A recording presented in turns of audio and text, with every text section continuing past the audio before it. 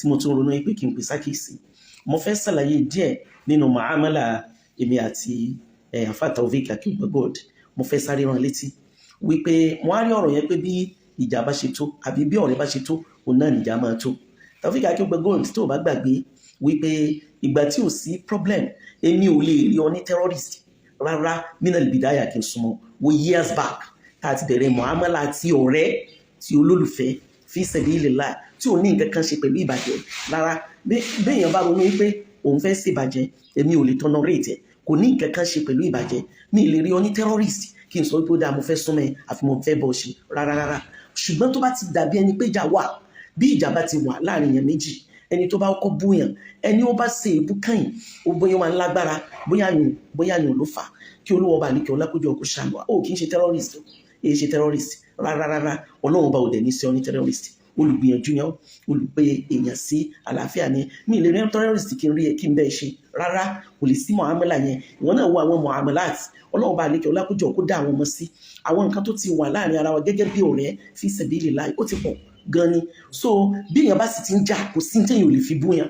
Ó kì í ṣe terrorist. Ọlọ́run ní sí ọ ní terrorist. Olùpèpè yẹn olùpè ní sákèsí yẹn olùgbìyànjú yẹn Olúwa Ọba àlékè ọlá kò ní padà lẹ́yìn wa yóò dẹ̀ ṣe wá lẹ́ni ire. Kò sí ní tá a ṣe need láti túbọ̀ tẹramọ́ iṣẹ́ rẹ̀ ní kọ̀rọ̀ àti gbangba ju pé Ọlọ́run náà ní al-mautu ya'ti baghtatan. Ẹ wá Abi Sufyan ebi jọ Friday tó kọjá ìjẹjọ ó ṣe khutbah náà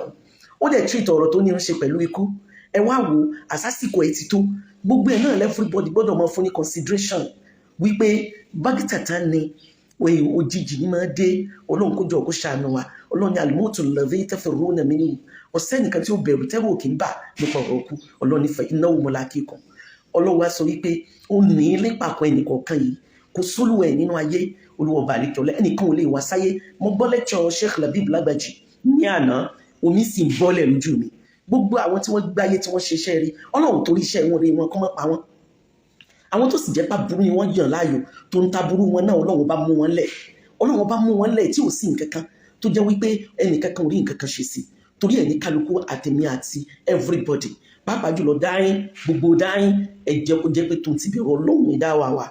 ìjọ jẹ́ pé tó ń ti ìdúró sísìn tó ń ti istiqama ẹ̀jẹ̀ ajẹ́ aluzod kájẹ́ alusunna kájẹ́ ibadullah kájẹ́ ibadurrahman ká máa tẹ̀lé tọ́lọ́run tàbí Muhammad kájẹ́ olùsìn lọ́n gbá Ọlọ́run ní padà lẹ́yìn wa ọlá nàbí wa Muhammad sallallahu alayhi wa sallam. Nítorí ìdí náà mo need láti ṣàlàyé ìyẹn kí màmá jẹ́ kí ó tán. Gbogbo eléyìí àwọn nítorí pé èmi ò kí ń ṣe ẹni tó ní ẹni tó burú. Kò sí ohun tí ẹ lè ṣe fún mi. Ẹ jẹ́ sáré rán wa létí tẹ́ ẹ bá gbàgbé ẹ wo ohun tí àwọn tí wọ́n máa bá ní jẹ́ lórí afẹ́fẹ́ fojú mi rí tó láyé tí wọ́n fojú mi rí tó tí kankan ò bá yẹ yẹn ẹ wo àrà tí Saheed Shittu dá ẹ wo àrà tó dá fún nínú ayé ẹ wo ohun tó tò mọ́ mi láyé ẹ wo ohun tó ṣe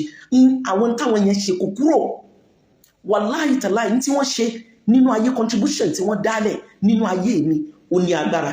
Kò wá sẹ́nìkan tí mo rí bú ọ̀dà àná tí kankan ò bá yẹ yín ẹ wo ẹni tó Olúwa Ọba àlékè ọlá fi ṣe sábàbí pé mo bímọ fún ẹni alàdí tá a bímọ 5 fún ìbejì lẹ́ẹ̀mejì ẹyọkan lẹ́ẹ̀kan tá a bímọ fún ẹ mọ̀ ipò gan ló ṣe bìdáyà òun ló jẹ́ ẹni tó pilẹ̀ aburú yẹn tó ń ti bẹ́ẹ̀ wallahi ní kì í bínú sí i. A máa ṣe mí lè mọ̀ ìgbà tí bàbá Istijaba bá wá ìyẹn Istijaba ọmọ tí mo bí kàn yẹn ìyẹn màmá wá tó bá ti wá inú ọmọ ẹ̀ ó dùn tí ò bá ti wọ ọmọ ẹ̀ ó pè my dad I want to see you come and see me my dad do you come tomorrow yóò máa béèrè lọ́wọ́ bàbá ẹ̀ bẹ́ẹ̀. Àwọn ẹ̀gbọ́n yóò wá máa dùn wọ́n máa béèrè lọ́wọ́ mi pé mọ́mì mi dádì tí wá ń kọ́ máa ní tó àgbúrò dádì tí yín ò pè mí ní tí ní sọ nìyẹn èmi ò ní ọkàn tó le.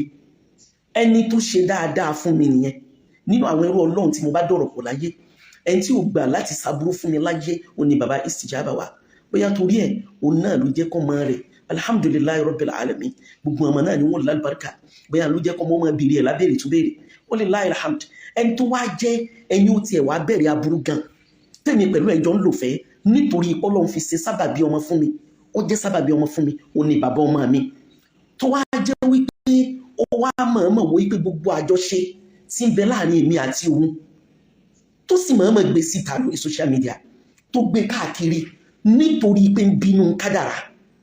torí pé kàn bínú torí pé wò yí pé òun fẹ́ jíṣẹ́ àwọn kan tí wọ́n ràn láburú òun ní láti èmi ló sọ fún olóhun láti jíṣẹ́ wọn àwọn bá tiẹ̀ jẹ́ tó ní wúlò àṣẹ́ni tó lọ́wọ́ bá tiẹ̀ jẹ́ àṣẹ nǹkan kan ò lè ṣe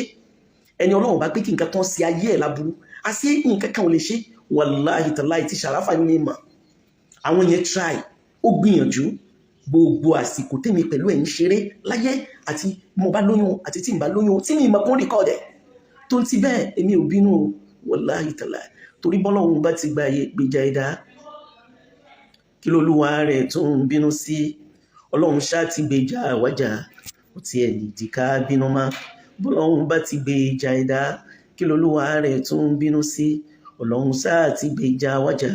kò tiẹ̀ nìdí ká bínú má ní tí mo sọ lọ́bẹ̀ ni pé tó ń taburú tó ṣe yẹn èmi ò bínú sí má o mi ní kíníkíní ẹnì kankan má owó tí mo ná nígbà tí mo ń ṣe ẹjọ́ Saheed Shittu wàláì millions ni billahi lazim tó jẹ́ pé ìgbà tí mo ní mi ìbínú mọ́ yẹn ó yẹ kí n gbé sórí condition pé ọ̀dà náà kó mo wá nínú owó yẹn èmi ò sọ bẹ́ẹ̀ mo ní mi wà interested torí pé owó tó bá ti kúrò lápò mi mo ti gbàgbé pé bọ́lọ̀ sí kádàrá pé yóò lọ nìyẹn lẹ́yìn náà ó ní tọmọbìnrin yẹn mi ìfẹ́ dárúkọ tòun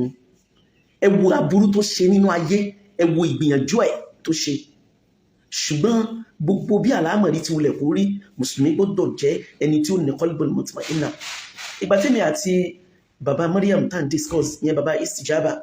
tá à ń sọ̀rọ̀ máa ní tá a bá ti wá ń wọ ọmọ wa inú wọn máa dùn pé alhamdulillah Ọlọ́run adúpẹ́ lọ́wọ́ ẹ̀ o Ọlọ́run àyìn ọ́ o adúpẹ́ o tá a bá wá ronú bá a ṣe mara títí á wà bú sẹ́rìn wípé Ọlọ́run máa dúpẹ́ o àṣebi tó o bá fẹ́ fi orí sí o mọ bó ṣe fi bẹ́ẹ̀ nígbà ó sì jẹ́ pé mi náà mo desperate nítorí pé àwọn bàbá àwọn ọmọ tàkọ́kọ́ ń gbà tó ń lọ òun mọ̀ sọ pé tí mo bá rẹ́ni tí mo bá bímọ kí n kọ́ lòun bastard níbo ni mo tiẹ̀ ti fẹ́ rí ọlọ́mọ tó bí náà ló ti bí ẹ ò lè bí mama tí mo wá sọ fún níjọ́ náà pé ìwọ sọ ti ẹni kì í ṣe ń tọ́lọ́run rò nìyẹn ọwọ́ Olúwa fi Jibril ọmọ Abdulkarim tó fi ṣe sábà bíi Istijaba fún mi torúkọ ẹ̀ jẹ́ Maryam wallahi mo dúpẹ́ Ọlọ́run kí ẹ mú yẹn mo mọ̀ pé nítorí ọba ṣe lọ́dọ̀ ààrẹ òun náà ní ṣe wá rí gbogbo èèyàn yẹn ká wá padà èmi ò wá bínú sẹ́nikẹ́ni má wallahi ta'ala mi ìbínú sí ẹnikẹ́ni má mi ìbínú sẹ́nikẹ́ni má mi ìmọ̀ tó ń tì yín lè ṣe mi ìmọ̀ tó lè mi ìbínú má èmi ò kì í bínú torí múmìnà lè mi múmìnà àti náà fún mi náà àpẹẹrẹ ẹni rẹ gbọ́dọ̀ máa wà lẹ́rọ ẹni rẹ every time látara bẹ́ẹ̀ mo kí gbogbo ẹ̀yin olóríire pátápátá tẹ́ ń gbọ́ mi so Ọlọ́run bá lè kẹ́ Ọlọ́run ló padà lẹ́yìn wa lẹ́ẹ̀kan sí ẹ̀fẹ́ èmi ò rí ọ gẹ́gẹ́ bí terrorist ìgbà tá à ń jà òun ni mo lè wá gbogbo tí ó dùn ẹ́ dandan nítorí pé wọn náà sọ̀rọ̀ tó lágbára sí mi ó lè mí náà ṣe retaliate so látara bẹ́ẹ̀ inna Allaha ma'a sabirin gbogbo ẹni rí láyé Ọlọ́run ní ba'da a'udhu billahi minash shaitani rajim lẹ́ẹ̀kan sí Ọlọ́run ní alladhina yunfiquna fi sarra'i wad-dharra'i